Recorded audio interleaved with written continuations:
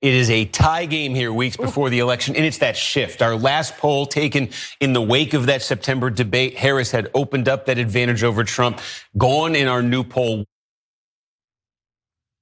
Well, pollsters who previously showed that Kamala Harris had a lead in the national polls now show that Trump has closed in on her, leaving the race in a complete deadlock.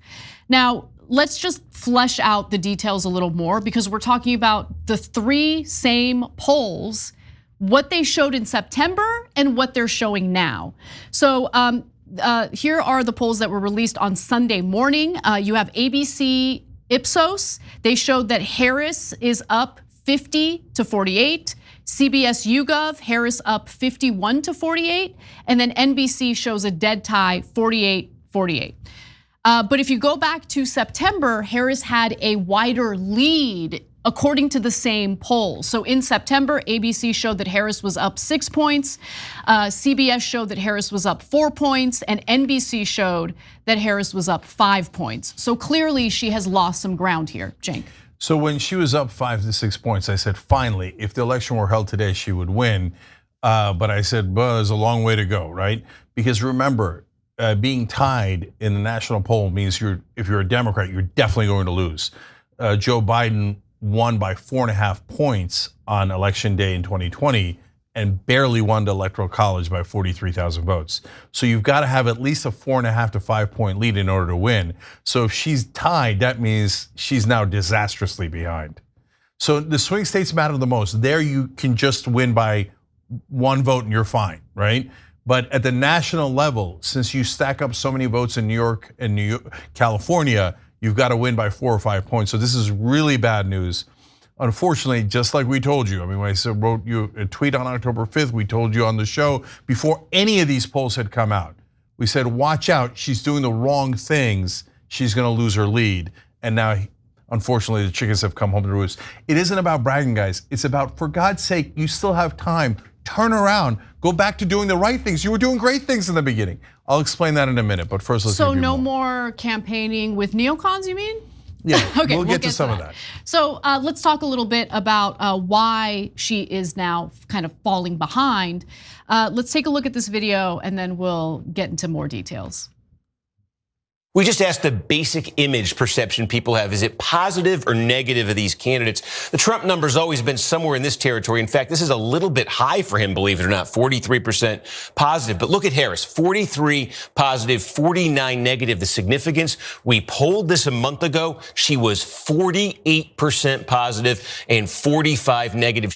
And then there's the weight of the fact she's the VP in an unpopular administration. We asked about President Biden's policies. Are they helping or hurting your family? Just a quarter of voters said they're helping. Nearly half said they're hurting.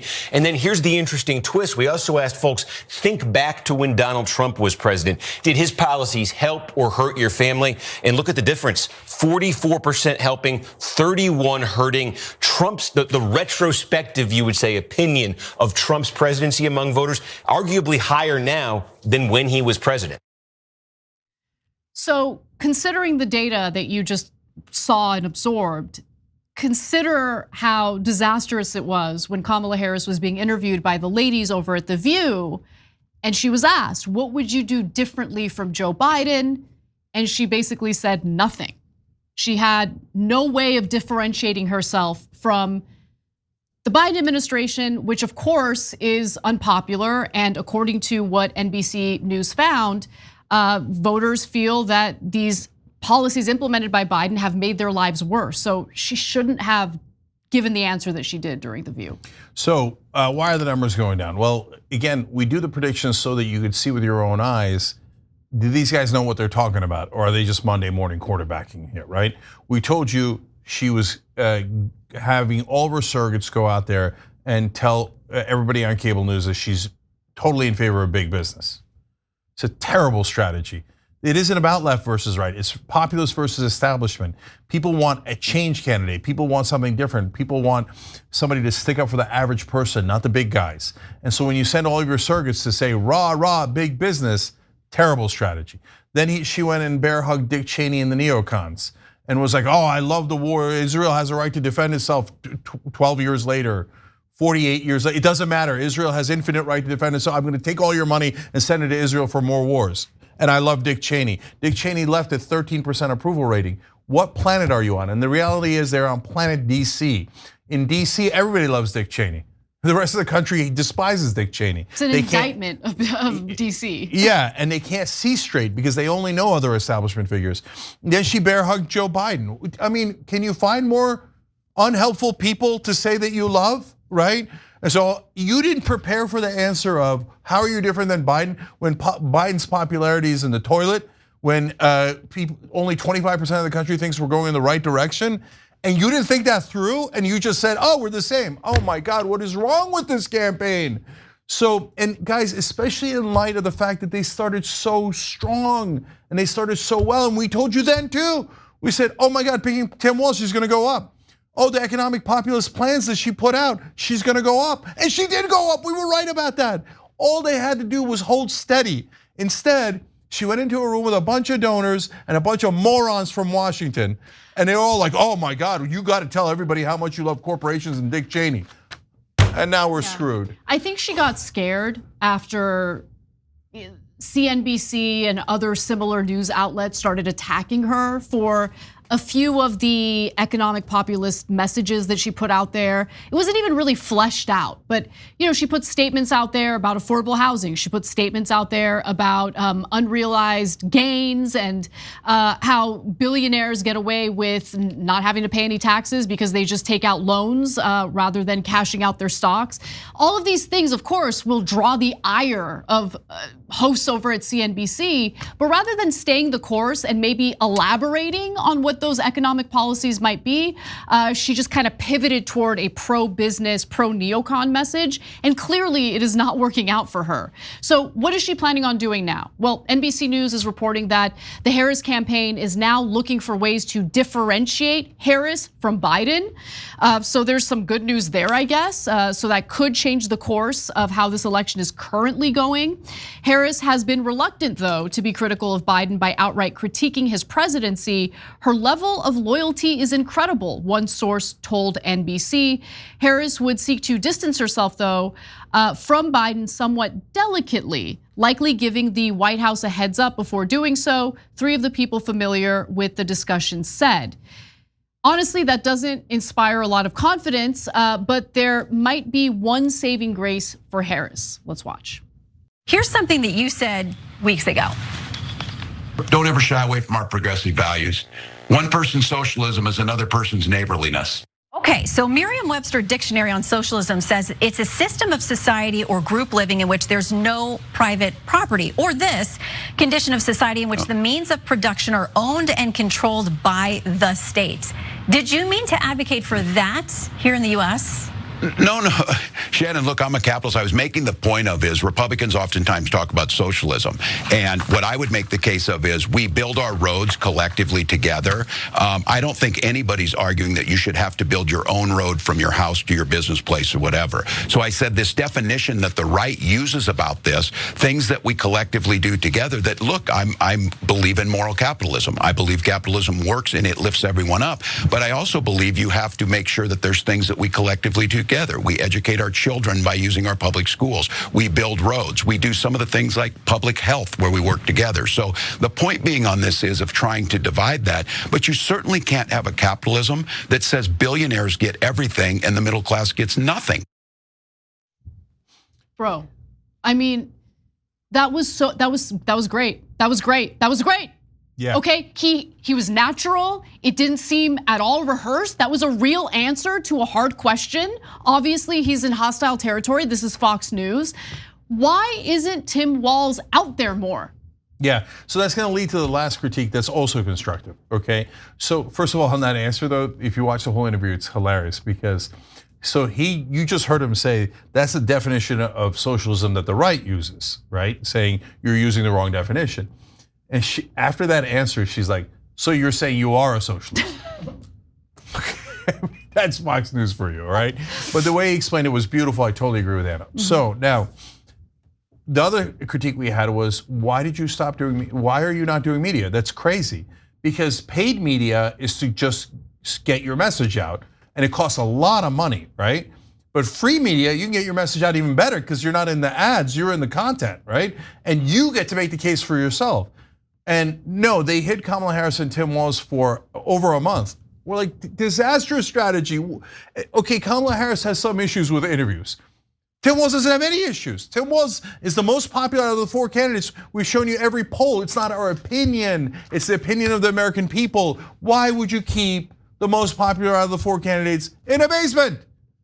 Because you're dumb. I know, I'm not supposed to say it. Okay, you're brilliant and it's 4-dimensional chess, and after you lose this, you'll blame progressives on Russia, and then you'll call it 4-dimensional chess. Okay, first of all, you're accurate about the aftermath, but it is an important question, and I am curious about what is happening behind the scenes with the Harris campaign. Why did they make this decision? Like, what happened? So here's my guess, okay? And based on everything that I've read, but it is a guess. I don't have insider information on what's going on in the campaign.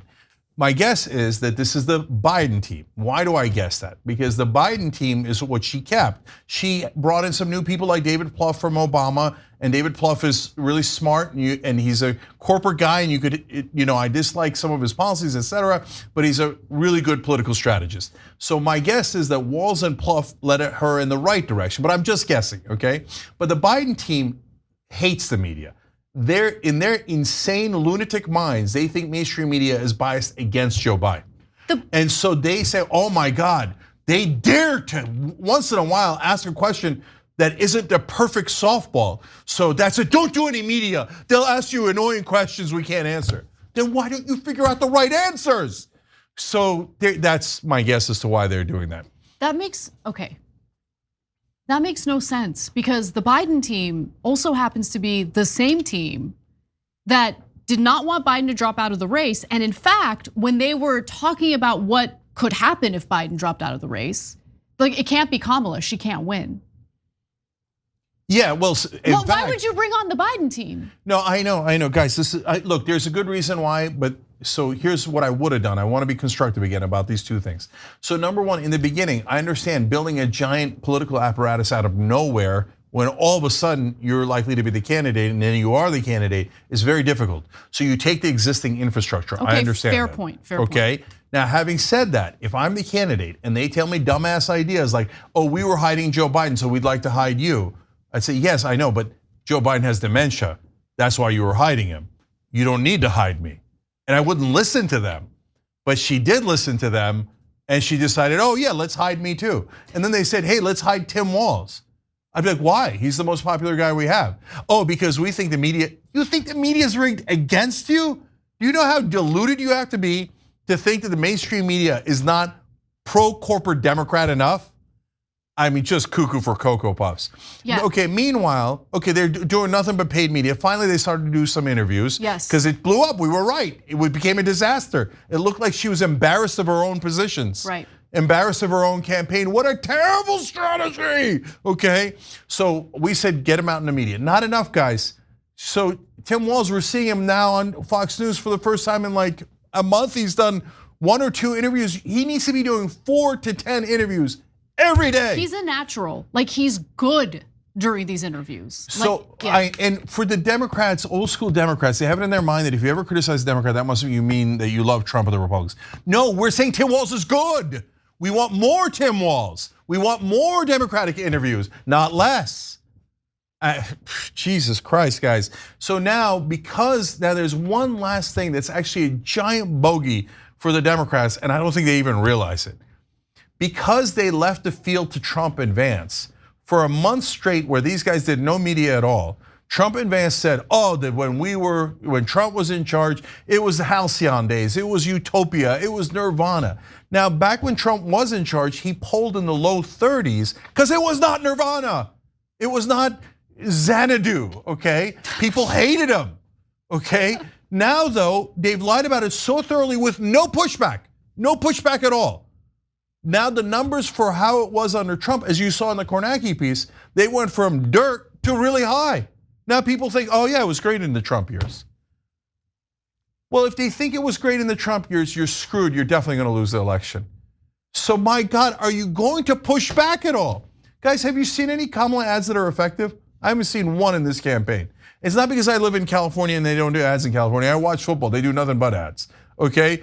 I haven't seen one effective ad at all. It's cream puff after cream puff after cream puff. Meanwhile, Trump and Vance have owned the media. They're all over the media, whether they're saying crazy stuff or rational stuff or halfway rational stuff, nothing's really rational, right? It doesn't matter because they're winning the messaging wars. Meanwhile, Kamala Harris is going, I love Dick Cheney, I love corporate CEOs, and I'm barely gonna do any interviews, and my ads are all going to suck and be super soft. Well, this is how you lose an election you had in your hands. You're winning, you had it, you had it. Go back to what you were doing in the beginning when it worked and you were winning. It's not that complicated. You just did it like a month or two ago. Hey, thanks for watching that video. We really appreciate it, guys. And we appreciate it if you become members because that allows us to be independent, honest, progressive, all the things that you don't get from corporate media. And all of that is because of you guys. Hit the join button below and become one of us, become a young Turk.